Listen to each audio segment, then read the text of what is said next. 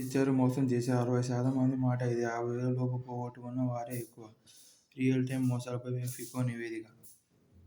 కేరళలో ఆసుపత్రిని లీజుకు తీసుకున్న కిమ్స్ హాస్పిటల్ 70,000 కోట్లతో ఎన్ఎండీసీ విస్తరణ ప్రణాళిక. 2030 నాటికి 100 మిలియన్ టన్నుల ఉత్పత్తి లక్ష్యం.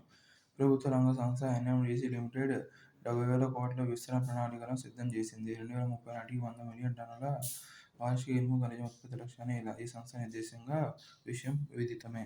ఫ్రెంచ్ సంస్థతో ప్యూర్ ఈవీ ఒప్పందం. చైనాకు ఇండిగో విమానాల పునరుద్ధరణ స్పష్టత రావాలన్న కంపెనీ. చైనాకు నేరుగా విమానాలు పునరుద్ధరించేందుకు ప్రభుత్వం నుంచి స్పష్టత చూస్తున్నామని ఇండిగో వెల్లడించింది. బ్యాంకులు విధించే జరిమానాపై జీఎస్టీ లేదు. ఉత్తరాఖండ్లో ఆటలు షురూ. జాతీయ క్రీడలను ప్రారంభించిన ప్రధాని మోడీ. 32 క్రీడాశాలలు, 10,000 మంది క్రీడాకారులు. అడవిలో అక్రమ సామ్రాజ్యం. మాజీ మంత్రి పెద్దిరెడ్డి కుటుంబం ఆధీనంలో పదుల కొద్దీ ఎకరాలు. ఎఫ్ఎంబీలో 23.69 ఎకరాలు రిజిస్ట్రేషన్ చేసుకుంది. 55.8 ఎకరాలు. భారత్ను వదలం, అమెరికాను సృష్టం. అమెరికాకు నష్టం కలిగించే అన్ని దేశాలపైనా అధిక సుంకాలు చైనా, బ్రెజిల్ భారత్కు భారీగా వసూలు చేస్తున్నాయి. ఫిబ్రవరిలో అమెరికాకు మోదీ. అక్రమ వలసదారులపై ఆయన సరైన చర్యలు తీసుకుంటారు. అమెరికన్లపై పన్ను భారం తగ్గిస్తాము. అధ్యక్షుడు ట్రంప్ స్పష్టీకరణ. కుప్పంలో green skills academy, career readiness centre. ఎక్సల సీఎం చంద్రబాబు. రాష్ట్రానికి కొత్తగా 12 వృద్ధాశ్రమాలు. ఒక్కోదానికి 25 లక్షలు మంజూరు చేసిన కేంద్రం. భారత్ తృతీయ ఆర్థిక శక్తిగా ఆవిర్భవిస్తుంది. ఒడిశా పెట్టుబడుల సదస్సులో ప్రధాని మోడీ. ఈ 5 ఏళ్లలోనే బుల్లెట్ రైలుకు శంకుస్థాపన. అమరావతిని హైదరాబాద్, బెంగళూరు, చెన్నైతో అనుసంధానించాలి. ఎంపీలంతా ఈ దిశగా కృషి చేయాలి. రాష్ట్రానికి వీలైనన్ని నిధులు తండి.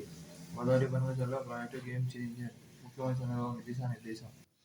ఇండోనేషియాకి ఉక్కు ఎగుమతులు జరిపే దేశాల జాబితాలో భారత్ 3వ స్థానంలో ఉంది. 2022-23లో పాక్షిక వాణిజ్యం $3,580 కోట్లకు చేరింది. బ్రిక్స్ సభ్యదేశంగా ఇండోనేషియా చేరడాన్ని భారత్ హర్షించింది.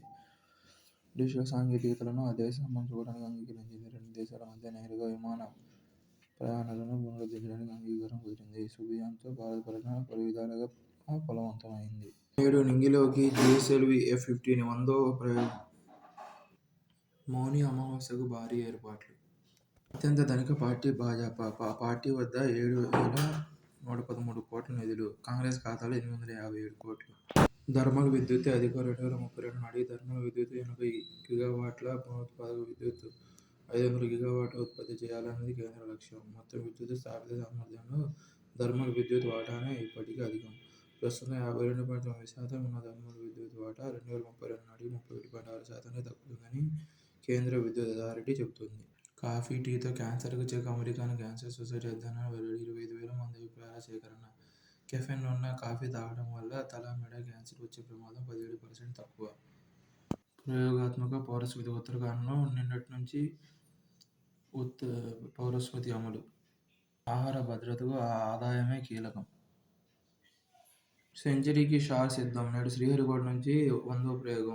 జిఎస్ఎల్వి F రాకెట్ ప్రయోగానికి ఏర్పాట్లు పూర్తి. నావిక్ 2 ఉపగ్రహాన్ని భూస్థిర కక్షలో ప్రవేశపెట్టనున్న ఇస్రో.